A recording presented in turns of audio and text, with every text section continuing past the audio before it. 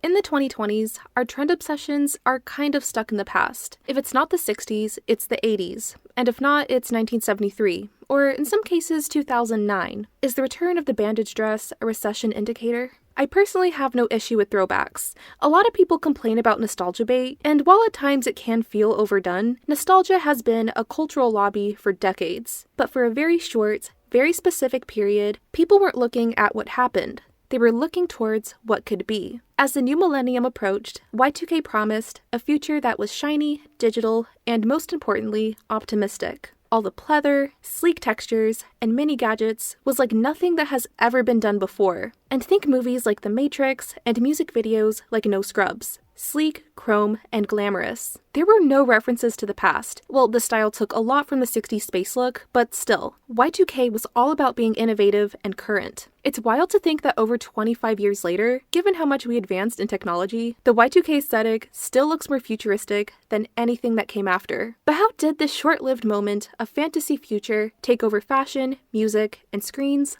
all to just disappear? We're gonna look into the rise and fall of Y2K futurism. So now, let's get started. In 1990s America, with the end of the Cold War and the economy booming, the cultural climate felt unusually stable. With fast-moving technological advances, there was an excited curiosity of what the future will bring.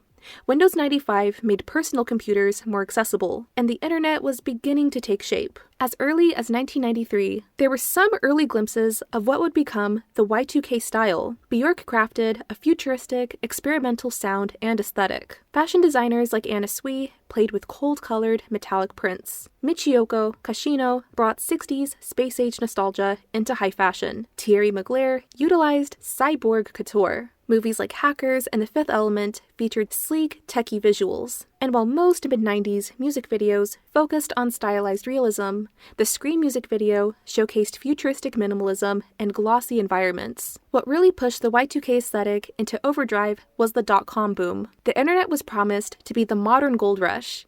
Investors poured in. Startups started up, and you had to get on the craze as soon as possible. The web promised to reinvent business and connect the entire planet. The future as we fantasized was just around the corner. And maybe the most obvious reason the future was suddenly everywhere, the year 2000 was approaching, a brand new millennium.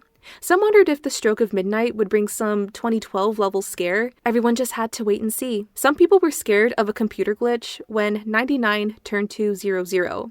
Systems might read it as 1900, potentially causing bank errors, infrastructure failures, and data loss. And everything will turn into that scene from SpongeBob. Spoilers, none of that happened. Computers, however, did get a visually appealing makeover. You can exchange your boxy, old-looking personal computer with the translucent, candy-colored iMac G3, released in 1998. It looked more like futuristic decor than office hardware. Or you could use your iBook, released a year later, to match your outfit while taking notes at lectures. As a result, see-through technology became the new trend. The toy market also didn't shy away from the digital craze. Within a year of its release, more than 15 million Furby units had sold, kicking off a wave of interactive robotic pets. Pets could also live on keychain screens with Tamagotchis, and the trend of robot dogs like Poochie, Aibo, and Techno the robotic puppy. Needless to say, Beanie Babies and Barbie were getting intimidated. I don't want a doll. I want something with microchips. The sonic counterpart to Y2K aesthetics was found in electronica and trip-hop, where pulsating synths and hypnotic beats mirrored the era's futuristic visual style. In the mainstream, Madonna's Ray of Light translated these sounds into a pop context, combining ethereal electronics with introspective lyrics. The album perfectly captured the shift from 90s cynicism and irony to a sense of buoyancy. Film, music videos, and magazine spreads locked the style in. Once Hollywood and the music industry captured the Y2K spirit, it stopped becoming niche and became the visual language of the moment. The Matrix predicted a world of slick fashion and green digital codes. Belly used blue lit interiors and liminal spaces into something otherworldly. Directors like Hype Williams filled music videos with fisheye lens and surreal glitchy movements. Photographers like Jill Greensberg embraced that polished, almost artificial sheen. And you can't not bring up Xenon, Girl of the 21st Century, Disney Channel's bubblegum version of the future. You're welcome for the Supernova Girl flashbacks. Y2K looked deliberately manufactured. The future will have chrome, silver-colored rooms, mirror-like finishes, and softly glowing, translucent technology. The visuals had to be synthetic. Its world was rarely outdoors, favoring controlled interior spaces.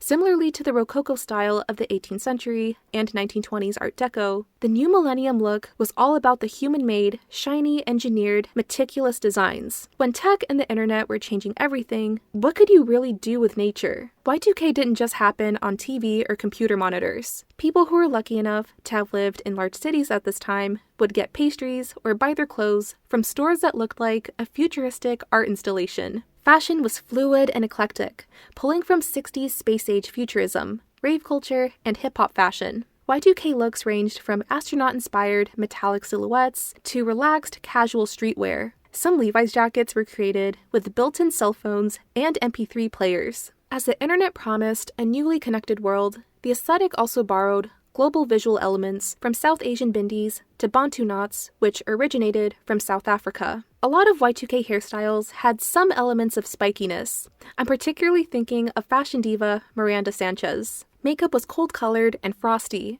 matching the sleek excitement of Y2K. The style became a marketer's dream in the late 90s, as companies fully realized the power of the teenage consumer. The biggest names in music were getting younger. The face of the biggest TV shows and movie casts were teenagers and young adults. MTV also began tailoring content to the youngest viewers in their demographic. Y2K aesthetics were tied to youth culture, projecting energy, independence, and a mastery of the digital world that their parents were still catching up to. When mom and dad needed help with something computer-related, their high school-age child knew something that they didn't. There was a very short period when movies and TV shows used futuristic elements as a visual shorthand for appealing to a young demographic. As the digital, techno-inspired look dominated, several trends within Y2K emerged. Gen X Soft Club blended the sleek, futuristic aesthetic with grounded, everyday environments, subway stations, airports, urban spaces, and was mostly used for music cover art. Vector Heart, created by the Designers Republic, leaned on diagonal lines and sharp compositions, mostly made for video games and technology branding. Metal Heart embraced eccentric, insect-like shapes and wireframe designs with a darker color palette, also heavily used for video games. Fantasy 2K blended medieval elements through a modern millennium lens. This was expressed through digital art and select films. Ella Enchanted.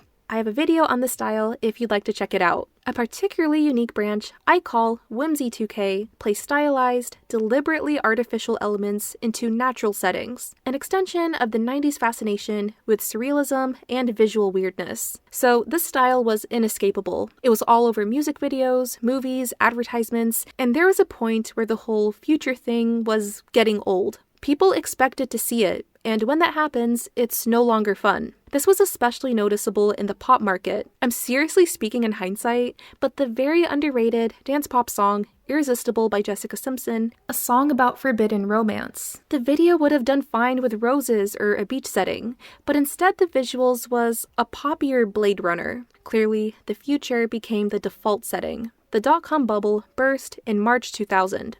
Investors realized that many tech companies were burning through cash with no sustainable profits. The dream of a technological utopia was fading. The September 11 attacks reshaped the national psyche. Y2K lived in a galaxy-esque fantasy world, and what was needed was something more grounded. Of course, glamour didn't go away. It just looked different, with a more proudly materialistic edge. By 2002, juicy couture, paparazzi flashbulbs, celebrity gossip, Bratz dolls, and conspicuous sparkle began taking over. Still, Y2K futurism captured a feeling of excitement.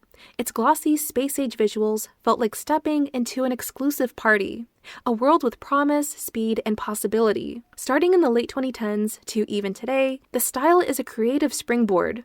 When the present feels unstable, people romanticize the last time the world of tomorrow shimmered with promise. The Frutiger Arrow look, popular between the mid-2000s to early 2010s, went viral a couple years ago.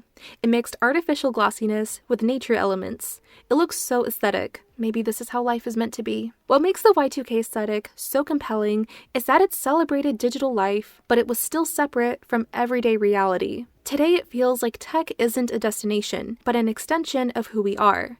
Y2K captured a moment where technology felt like possibility, especially when how it seemed like a shared collective experience. It was simply fun. We may no longer live in a chrome-colored, metallic world, but the imagination of tomorrow is still ours to reinvent. And that's all I have for the rise and fall of the Y2K aesthetic. Thank you all for watching, and I hope to see you all in the next one.